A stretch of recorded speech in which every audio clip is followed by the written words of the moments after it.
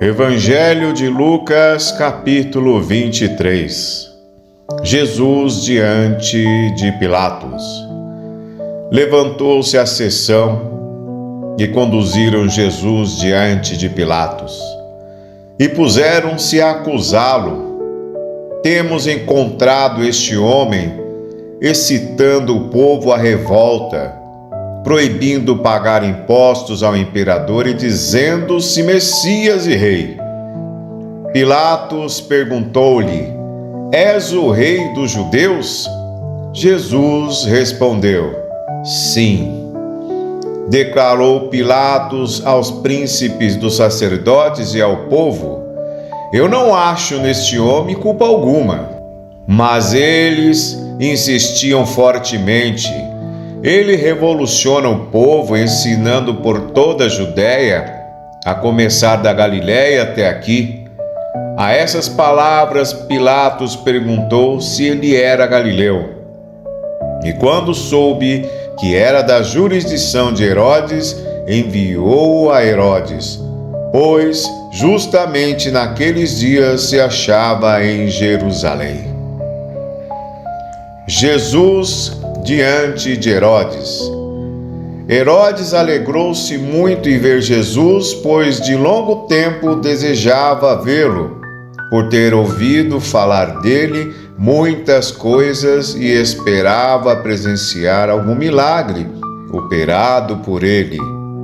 Dirigiu-lhe muitas perguntas, mas Jesus nada respondeu.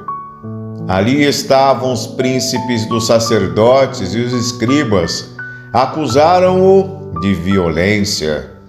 Herodes, com a sua guarda, tratou-o com desprezo, escarneceu dele, mandou revesti-lo de uma túnica branca e reenviou-o a Pilatos. Naquele mesmo dia, Pilatos e Herodes fizeram as pazes, pois antes eram inimigos um do outro. Condenado à morte. Pilatos convocou então os príncipes dos sacerdotes, os magistrados e o povo e disse-lhes: Apresenta-me este homem como agitador do povo, mas interrogando-o, eu diante de vós não o achei culpado de nenhum dos crimes de que o acusais. Nem tampouco Herodes foi nolo desenvolveu. Portanto, ele nada fez que mereça a morte. Por isso, eu o soltarei depois de o castigar. Acontecia que em cada festa que era obrigado a soltar-lhes um preso, todo o povo gritou em voz alta: Morre este e solta-nos Barrabás. Este homem fora lançado ao cárcere devido a uma revolta levantada na cidade por causa de um homicídio. Pilatos, porém, querendo soltar Jesus, falou-lhes de novo. Mas eles vociferavam: Crucifica-o! Crucifica-o! Pela terceira vez, Pilatos ainda interveio. Mas que mal fez ele então? Não achei nele nada que mereça a morte. Irei, portanto, castigá-lo e depois o soltarei. Mas eles estavam reclamando em vozes que fosse crucificado, e os seus clamores recrudesciam. Pilatos pronunciou então a sentença que lhes satisfazia aquele desejo. Soltou-lhes aquele que eles reclamavam e que havia sido lançado ao cárcere por causa do homicídio e da revolta e entregou Jesus à vontade deles. Caminho da cruz e morte de Cristo. Enquanto o conduziam, detiveram um certo Simão de Cirineu, que voltava do campo, e impuseram-lhe a cruz para que ele carregasse atrás de Jesus. seguiam uma grande multidão de povo e de mulheres que batiam no peito e lamentavam. Voltando-se para elas, Jesus disse: Filhas de Jerusalém, não choreis sobre mim, mas chorai sobre vós mesmas e sobre vossos filhos. Porque virão dias em que se dirá: Felizes as estéreis, os ventres que não geraram e os peitos que não amamentaram. Então dirão aos montes: Cai sobre nós, e aos outeiros: Cobre-nos, porque se eles fazem isso ao lenho, vede que acontecerá ao seco. Eram conduzidos ao mesmo tempo, pois, malfeitores para serem mortos com Jesus.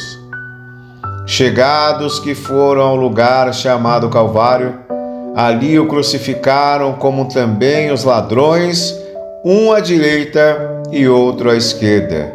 E Jesus dizia: Pai, perdoai-lhes, porque não sabem o que fazem.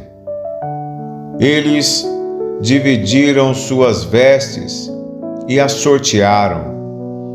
A multidão conservava-se lá e observava.